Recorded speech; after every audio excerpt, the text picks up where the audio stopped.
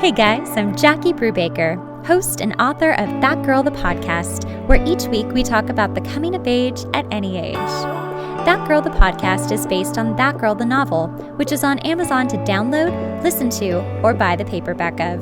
You can also follow us on Instagram at That Girl the Podcast and our Patreon page.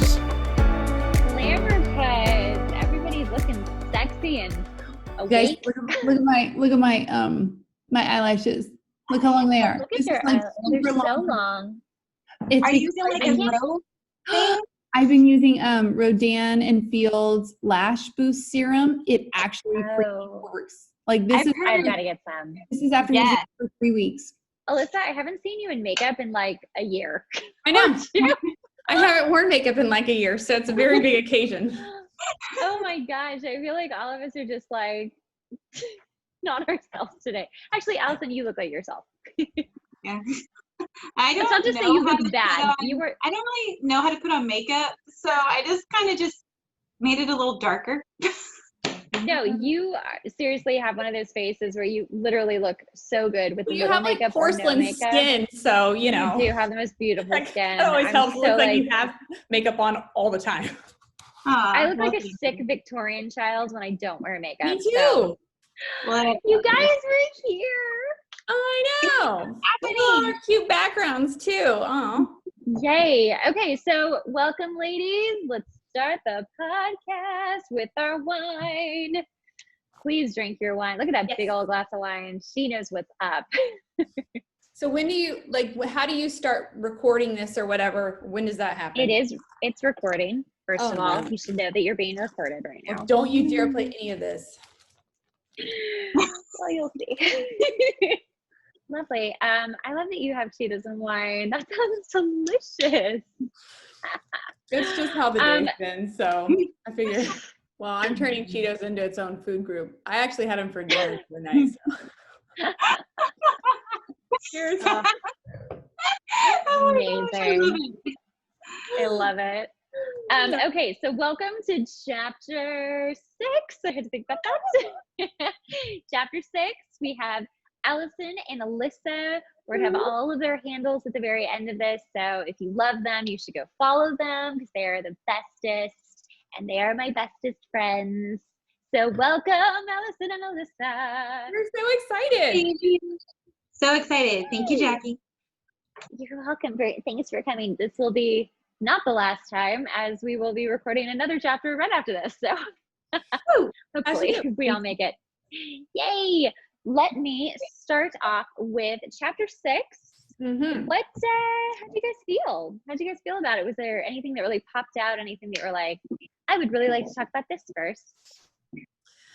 I just like how so first of all, I don't know if you talked about this in your other podcast, but can we just touch on how you originally or when you originally started writing the book? Yes. Oh, okay. Not actually. Hold on. Okay. Let me turn your volume up just I a love little this bit. story because so I got married in April of 2018, and my husband and I went to Thailand for our honeymoon, and Jackie asked me if I was going to bring any books with me to read on the beach and stuff. And I said, no, I don't have any good books. I don't know what book to read. And you said something, I think I said like, why don't you just write one and I'll read it? And so she started writing a book. And I think maybe you had started writing it before that, but you picked it back up. Yeah.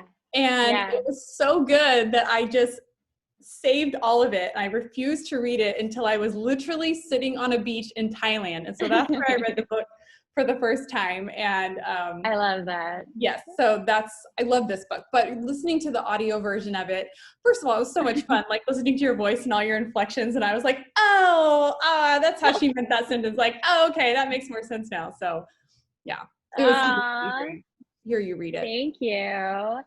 Well, I think it was interesting because like, I do remember how this started. You and Alyssa and I were sitting on my couch and you said something about the weather. And I talk about the weather in this book and how LA has a very specific kind of weather. And I was like, oh, that sounds like something from the book I wrote. And you're like, what? I was Yeah. Yes. Yeah. Yeah. I was like, yeah, I wrote a novel, a couple years ago. I just haven't like touched it. And you're like, can I read it? And I was like, well, let me read it first. Let me make sure I like want to send this out. So we started reading it, and I was, if you've created anything, it doesn't matter if it's a book or a song or anything really, anything that you've created. It's so easy to kind of get lost in the forest of your work, and you can't really see the forest for the trees. So coming back to it, it had been a couple years or more, maybe actually, since I had written the original novel, because I wrote the entire novel, and then you mentioned the weather. I started rereading it, and then I started getting a different sort of scenario for the book's theme and storyline. And so I kept stuff that I liked, and I got rid of stuff that I didn't. And I started really rewriting the entire thing and sending it to you. And then at your bachelorette, Alison and I met, and we were like, why aren't we friends? Like, this is silly. This is crazy. Like, why aren't we friends? And we all got into an email like chain where I would just send you guys pages. And if you were a writer, I would just like to say, if you have friends who will read your work as you're writing it, it's really helpful to keep writing. It really makes you write. And I would just send stuff to you. And I thought that was like the best freaking thing ever. Like, it really, and now we're all so busy and it's like so impossible. I'm like, could you read some pages? You're like, we have children and husbands, and it's very different, but it was super cool to have that. I loved it. Like, it was so good. I would read a chapter. I'd be like, do you have more? Do you have more? And you're like, I'm working on it. Yeah. I'm working on it. I'm like, well, hurry up. I know. I would just send it out as soon as I could. I'm like, typos and all. And like, Allison's like, do you need some help with editing? I was like, yeah, I do. Very nice. I was like, you're good. Okay, you're just gonna, that's fine, great. I was like, I was offering like, help if you needed it. I know. You were so lovely about it. And I was just like, let me just get it out. Hold on, let me just get it out. And then now I've since gone through the book like 3 or 4 times editing wise. So if anything's left over, I don't care. It's like, it's the publisher, like, we're done. We're done.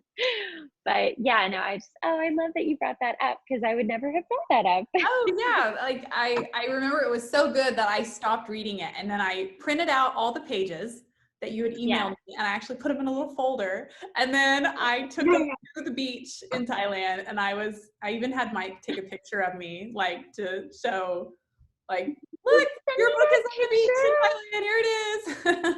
Oh my God, send me that picture. I need it. If you I'll can send find it to you. it. It's on his phone. I'll find it. I would love to put that on the Instagram. That'd be so cute. Yeah. So that's how good the book is. If you guys haven't read it, you really need to read it. It was so good that I made myself save it for later. You would kill us because you would leave us hanging. I'd be like, what's gonna happen next, Jackie? You can't leave her hanging like this. I know. Aww. Thank you. There were times where I was like, I don't know. I don't actually know. Especially like towards the end with like Ezra, I'm like, there is actually, because you guys, so now that I have gone through it like 4 times for like actual getting ready to like print,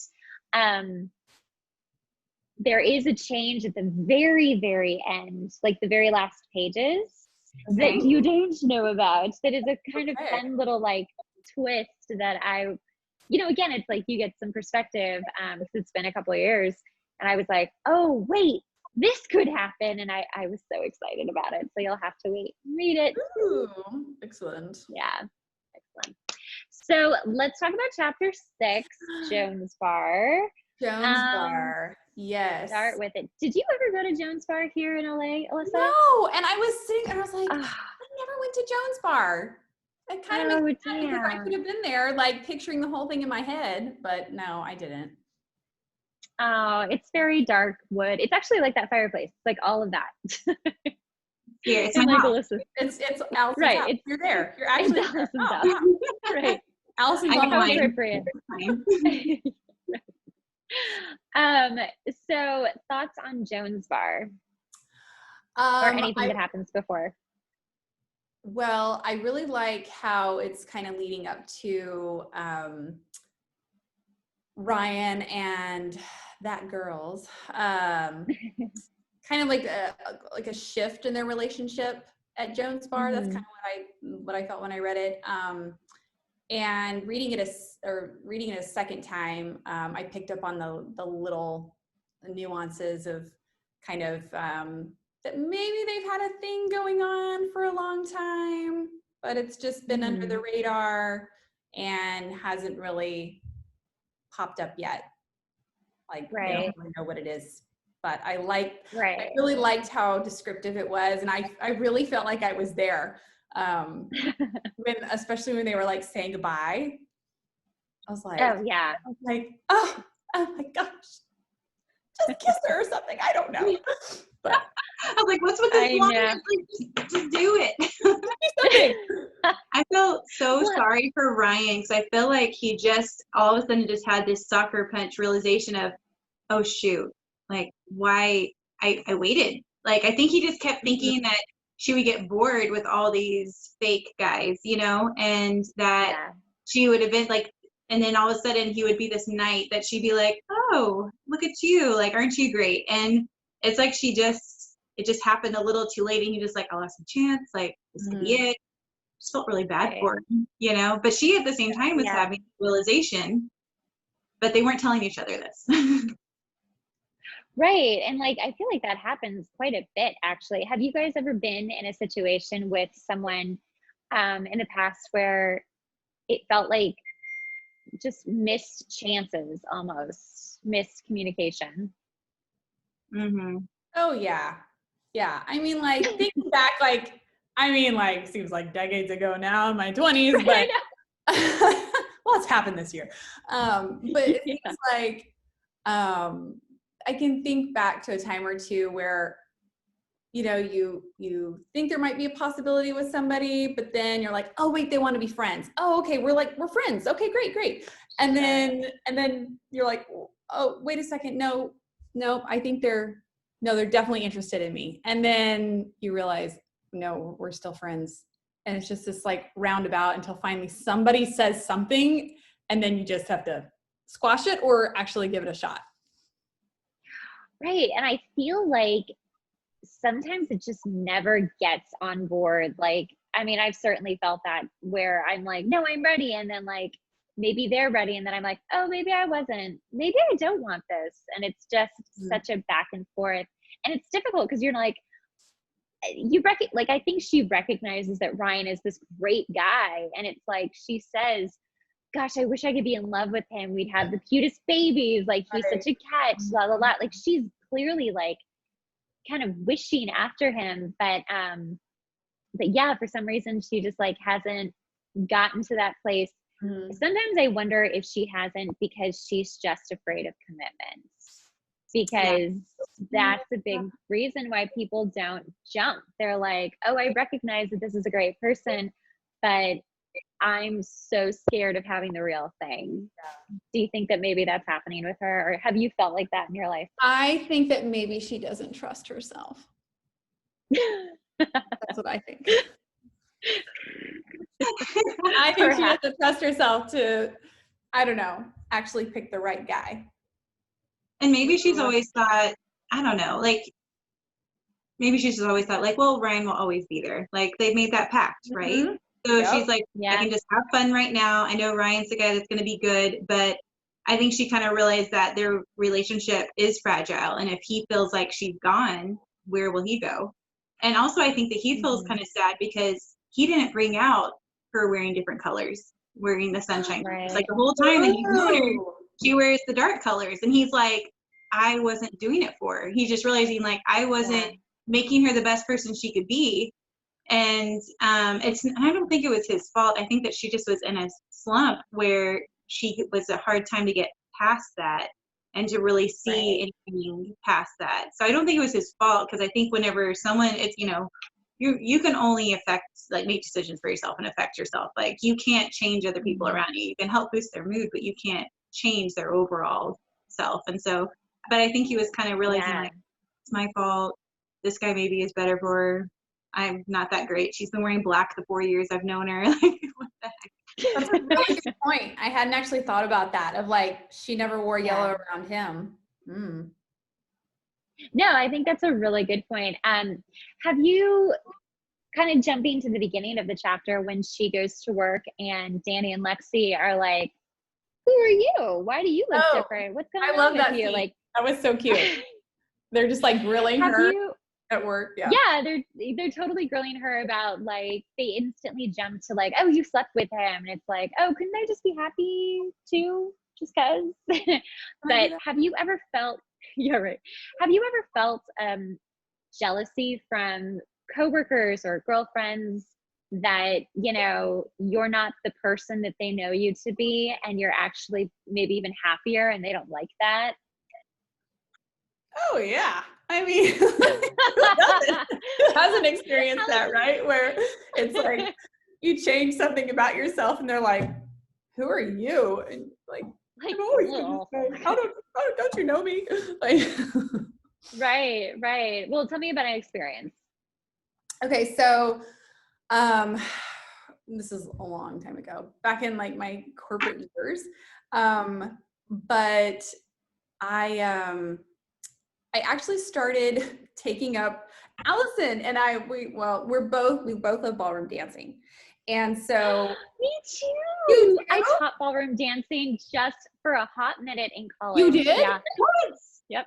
Oh, we never talked about this. We're still learning these. I don't know. I know we are. Well, yeah, that's why I was really hoping that I would make it on Flirty Dancing when I was like up for that. I was like, hello. Yeah, but they actually told me in the audition for Flirty Dancing, they're like, could you just not look like you're a dancer? And I was like, yes. Yeah, I took it and then I also taught it just for a brief second, but not as glamorous as it appears. So go on. Ballroom dancing. Ballroom dancing. So this was a long time ago, but it was kind of the same thing. Like I got back into it and I actually just started being like really happy in general, because dancing is like my happiest place in the whole world is dancing. I did ballet for 12 years. And you're very good at it too. Thank you. But I love ballroom dancing of any type. And like a similar thing, I got involved in it again, and I just kind of became the happier version of myself. And very similar to your writing, I mean, they weren't as nice as your characters were. Like, tell us what's going on. They're just like, why are you so happy? I'm like, because I'm doing something I like. I don't know.